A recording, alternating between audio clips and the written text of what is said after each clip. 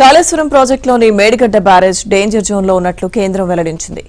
జాతీయ ఆనకట్టల భద్రత చట్టం 2021 ప్రకారం దేశంలో పలు కేటగిరీల వారీగా డ్యాంలుండగా అందులో కేటగిరీ 1లో మేడిగడ్డను కేంద్ర జలశక్తి శాఖ చేర్చింది.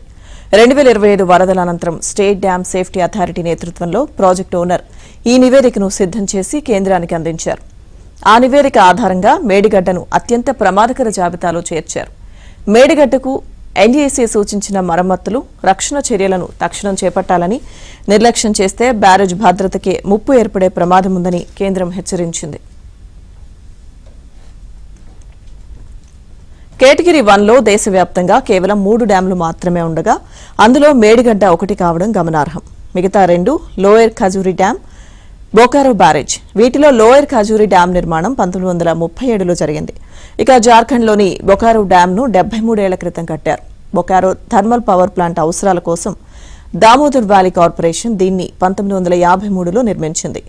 మేడిగడ్డ బ్యారేజ్ విషయానికొస్తే దాని నిర్మాణం 2016లో ప్రారంభమై 2019 మే నెలలో పూర్తయింది. నిర్మించిన 4 ఏళ్లలోనే మేడిగడ్డ బ్యారేజ్లోని 7వ బ్లాక్ కుంగిపోయింది. బ్లాక్ కింద ఉన్న ఇసుక అంతా జారిపోవడమే దీనికి కారణమని గుర్తించారు.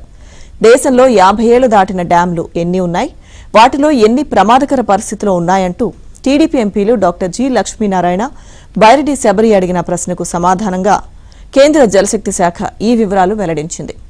ఆ వివరాల ప్రకారం దేశంలో 50 ఏళ్లకు పైబడిన డ్యాంలు 1681 ఉన్నాయి.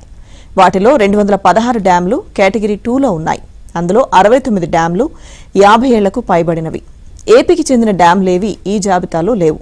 కాగా మేడిగడ్డ బ్యారేజ్ వైఫల్యానికి గల కారణాలు, వాటిని పరిష్కరించడానికి తీసుకోవాల్సిన చర్యలపై కేంద్ర నీటి విద్యుత్ పరిశోధన కేంద్రం ప్రస్తుతం పరీక్షలు చేస్తుంది.